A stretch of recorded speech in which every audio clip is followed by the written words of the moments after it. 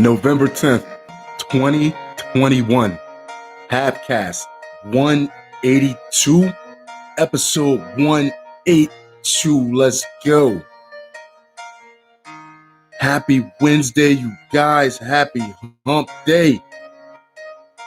Yes, of course, I have a few things to share with you.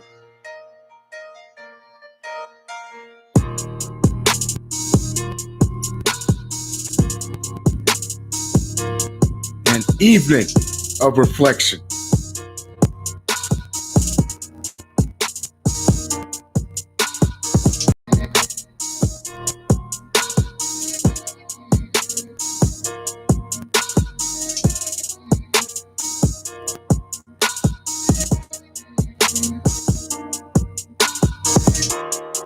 Shower Capitol riot suspect seeking political asylum in Belarus.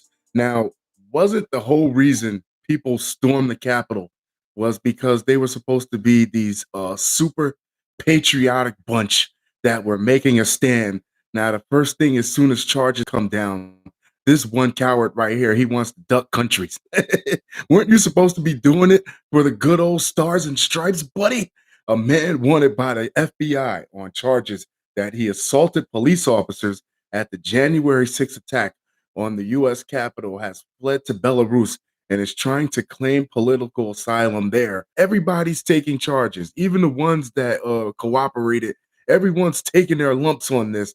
So why? This is the guy right here. This is the guy in the background that's rallying everybody and getting everybody riled up. And then when all the trouble comes, he's never there to take the fucking heat with everybody else.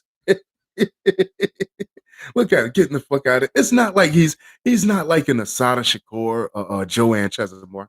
He's not like a Joanne Chesimore. He's not like a Snowden that really dug his heels in and struck at you were in the pile of hundreds of people, of a few people that were doing the same thing. Everybody else took their shit. Now why can't you? The man, even Newman, who, according to a filing March 23rd in U.S. District Court in Washington, D.C., is wanted on 6 criminal charges. He's like, nah, fuck that. A state-run TV news channel in Belarus on Monday that he is escaping persecution. They should send his ass back for being a coward. Why do I want you in my country when you won't even stand up for your own? The charges also include disorderly conduct and violently entering the Capitol building. Newman, who, according to the court filing, is from Mill Valley, California, said in the interview that his attorney had advised him to travel to Europe for business. Why would you? Oh man, you're escaping prosecution. Newman said he traveled to Italy in March and then made his way to Ukraine. After some months there, he said Ukrainian security officials started to follow him. That's that coward from America. Prompting him to walk over the border into Belarus, where he was detained by border guards. It's terrible. It's a political persecution, not a criminal investigation, but political persecution. Newman said of charges. But wait a minute, you didn't have to go there. Nobody that was there had to be there. You fucking people miss work for this shit. I do not. Yeah. I do not consider myself having inflicted any harm. One of the charges was particularly insulting, namely that I hit a police officer. This has no grounds at all. You're a coward. I'm sorry. Flat out. Even the guy with the bullhorns, he's taking this shit for it. Know what I mean? The Belarusian Foreign Ministry did not immediately respond to requests for comment about whether the government plans to grant asylum to Newman. Next up, if you like the show, subscribe and comment. Let me know you're rocking with your boy. A former British nurse who lost both her legs and an arm after a cough turned into sepsis 4 years ago has hanged herself. Jane Carpenter, 53, from Merthyr Tydfil, South Wales, spent 9 weeks in a hospital fighting for her life while in a coma, but lost 4 of her fingers on her right hand, her left arm below the elbow, and both her legs. This was a cough? What cough was this? She recently raised more than about $27,000 but said she was enduring life rather than enjoying it and killed herself. Sad to say, I see where she's coming from. How can you enjoy life? You don't have no like no arms, no legs. You're still fairly young. You still have a lot of life left to see. Yeah, it's not all wrong. Carpenter's husband, Rob, received a call from her asking him to pick up their dog in December 2020. Heartbroken man described his late wife at the hearing as an amazing woman whose independence was stripped overnight. That would suck. If you're used to doing everything on your own, if you're a self-starter, if you're a go-getter, and that type of thing happens to you, that will like everybody tell you to like keep your spirits up and everything like that. But when those type of things happen, you just don't know how much you'll be able to take. The brightest star in my sky has burnt out. In 2016, Jane developed sepsis after seeking treatment for a cough, but was diagnosed with pneumonia at a hospital where she ended up spending 2 months in a coma. How does one go to the other? I want to know, how did you get from A to B to Z in this situation? Rob said that after her limbs were amputated, his wife put all her effort into regaining her life and became an awareness advocate for sepsis, a life-threatening complication of an infection which can lead to tissue damage and organ failure. In November 2019, he noticed a sudden decline in his wife's mental health, leading her to consume more alcohol and overdosing twice. Yeah, twice. That's when she's checking out. Yeah, she's lost her will. That's when you should know, like, if she's drinking a lot more than she used to. Yeah, assistant coroner, doctor, and taking and overdosing. She's looking for a way out. Assistant coroner, Dr. Sarah Jane Richards ruled that Jane died by self-ligature, adding that her desire to live was challenged by a traumatic, life-changing events, the son said. You never know. People say keep your spirits up. Yeah, he's happy and all that stuff like that. But something like that could drastically alter your view on life. Drastically. Next up, the Subway Tuna lawsuit is back, alleging that samples contain chicken, pork, and cattle DNA. This doesn't even say beef, it's just cattle. So, what the hell? Chicken, pork, and cattle DNA, that's like a sausage without the skin around it. So people just been eating like loose sausage. First off, I would understand if they said that it was like, I don't know, maybe 65% tuna. You threw some cod in there. You threw like a little some grouper, some like yeah, some maybe some crab meat that they caught at the bottom when they was trying to just got mixed in there in the sand. I would understand that. But this is saying that there was not no fish, not no tuna in there. The on again, off again Subway tuna lawsuit is on again. And this time the plaintiffs are revealing their test results. They claim that 19 out of 20 tuna samples from Subway locations throughout Southern California, SoCal, had no detectable tuna DNA, none. And all of the samples contained at least one other animal protein, whether chicken, pork, or cattle, animal, vegetable, or mineral, right? Subway's marketing, labeling, and advertising. The lawsuit contends duped the plaintiffs into buying premium priced food dishes based on the representation that the tuna products contain only tuna and no other fish species. Wasn't they in for a surprise when they figured out that no, it's no other fish species, it's just no other fish at all. It's no fish, period. Animal products or miscellaneous ingredients, 100% miscellaneous ingredients. Isn't that like when you walk past your favorite store, you walk past your favorite restaurant, and they say, now 100% beef, now 100% chicken. And you think to yourself, well, what was it before that it wasn't 100% beef or chicken? If true, the claims would raise more than legal issues for one of the largest fast food chains in the world.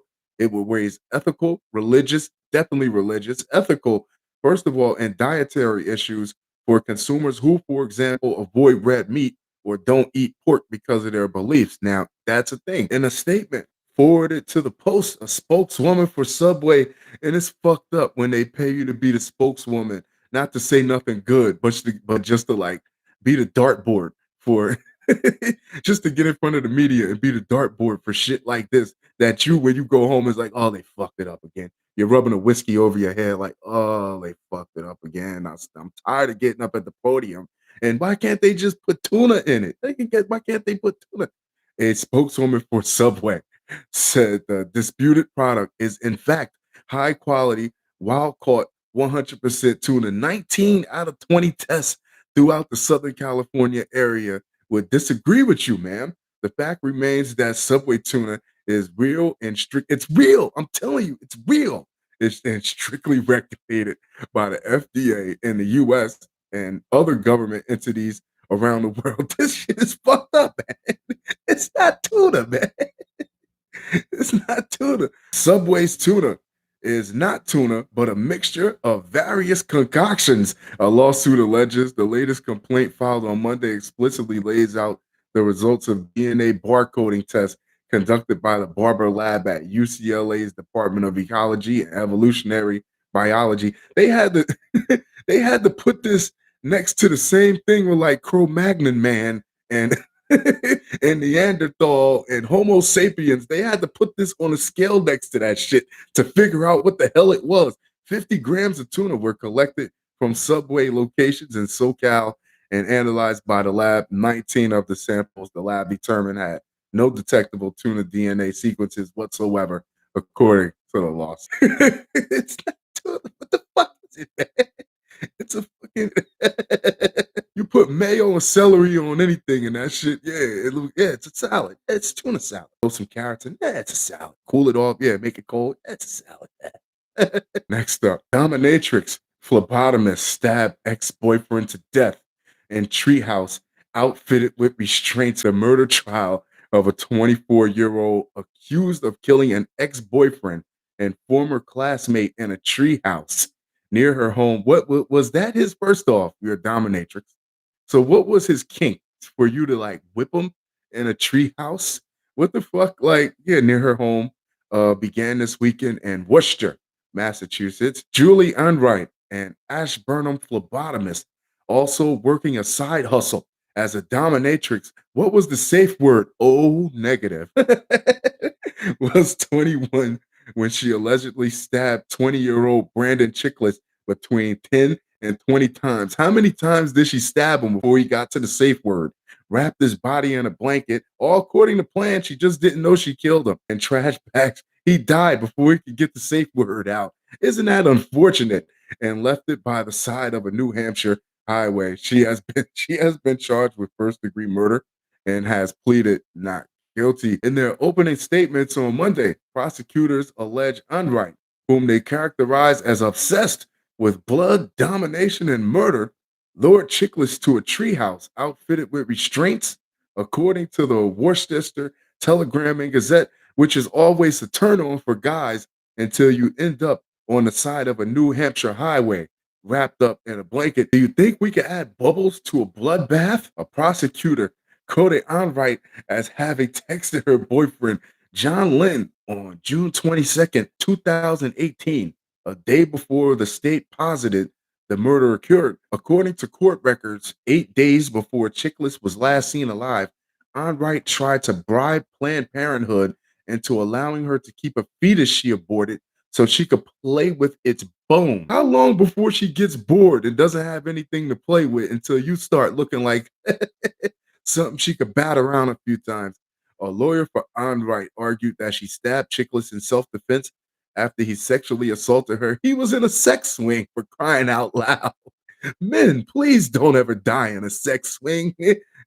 This is not a heartless killer, said Louis Bodway, who referred to Chickless as a rapist. First Assistant District Attorney Jeffrey Travers told jurors on Monday that the treehouse was where Enright and Chickless had sex before while dating in high school. Chickless, remembered by his family as a life scout who loved the outdoors, had apparently asked Enright to meet him half a dozen times in the months leading up to his death.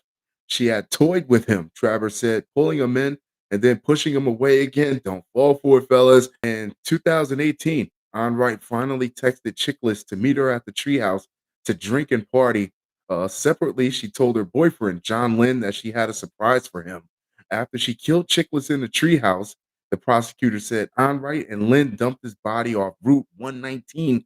Chickless' body was not found until weeks later. Can you imagine getting that text from him like, oh, she finally gonna let me hit?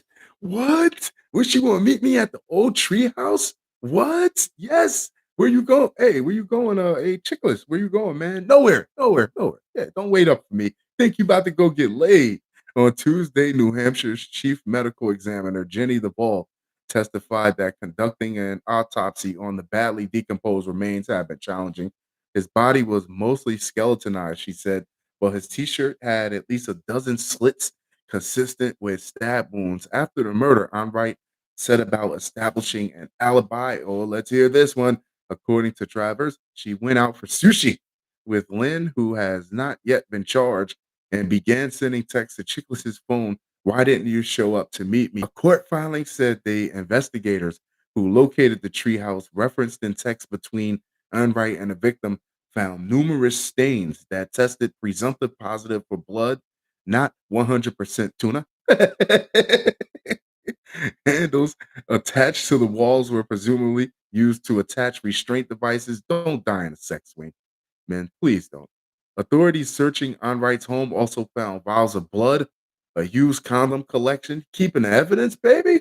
Numerous knives, dominatrix materials, plastic tubs with animal carcasses in various states of rotting, and a wet specimen, according to court documents. What the hell is that?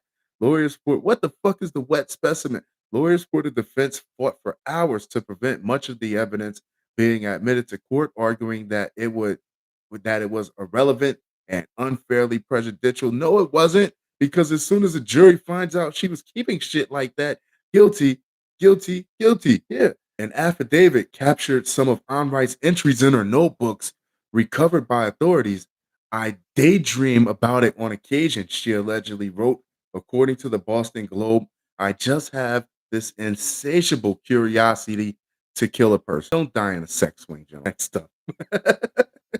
Man faces 20 years in jail for selling fake puppies to seeking pets during COVID. A man from Cameroon, okay, one of those Nigerian prince schemes. A man from Cameroon admitted to a scheme where he tricked American citizens seeking comfort from pets during the pandemic into paying high fees for them online and never delivering. Desmond Forgy Bobka, 28, pleaded. I'm sorry. That's the only way I can get it right is to pronounce it like that. Pleaded guilty to conspiracy to commit wire fraud on Wednesday, according to the Department of Justice. The Cameroonian citizen was extradited from Romania to the United States. Did they bump into that guy that was ducking the White House? Yeah, that was ducking the Capitol riot. They both were on the same fucking bus. Mr. Bubga preyed on American citizens looking for comfort from a pet during the COVID pandemic. Why didn't you just go to like North Shore Animal League? Why didn't you just like check your local kennels? Said special agent in charge Mike Nordwall of FBI Pittsburgh. I know he was pissed that he had to take this case about a pet scam. Yeah, I'm trying to rise the ranks in the FBI, and you keep sticking me on these fucking bullshit cases, pet scams. His admission of guilt today will give his victims some solace in knowing someone is being held accountable. This investigation should also be a reminder to everyone to be careful who they're buying from on the internet, especially when 9 times out of 10, when you're dealing with pets, you can call up people and get them in person. You have kennels here that's full of pets that are like gonna get gassed, or they just don't have anybody else. Like you can check locally first before you go on the internet and throw your money away. According to court documents, Bubka conspired with other individuals to place pets for sale online. He and the others, yeah, I'm ordering a giraffe online from this guy. Yeah, a what? A giraffe? Yeah, are you sure it's legit? Come on. It's on the internet. He and the others communicated through text messages and emails with consumers they hope would buy the pets. Once the victims purchased the animals, Bubka and the other co-conspirators provided them with a fake tracking number 1, 2, 3, 4, 5, 6, and informed them that a third-party transportation company would deliver the pet. Group then posed as the transportation company, telling the victims that the shipment was delayed and they needed to pay additional fees for the pet to be delivered. Whoa, just reeling them on. And some victims were also told they needed to pay more money prior to the animal's arrival because it had been exposed to the coronavirus.